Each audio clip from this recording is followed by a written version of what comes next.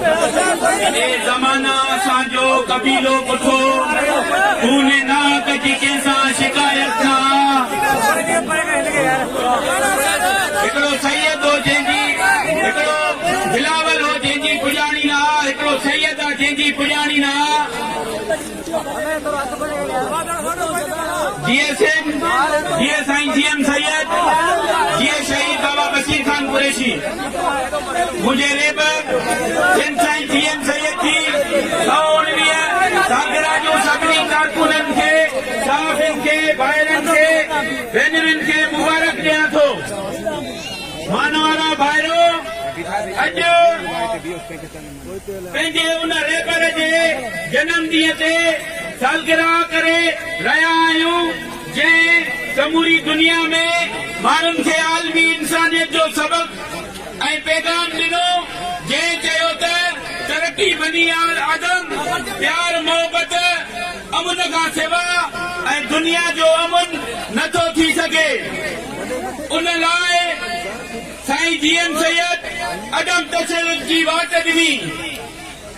असांजे रेबर जॾहिं ॾिठो त दुनिया बारूद जे ढेर ते पई आहे 60 खां 66 खां वधीक किताब लिखी मज़हब जी तशरीह कई तसव्वुफ़ ते किताब लिखी हिक जहिड़ाई ऐं भाईचारी ऐं इंसानियत जो दर्श ॾिनो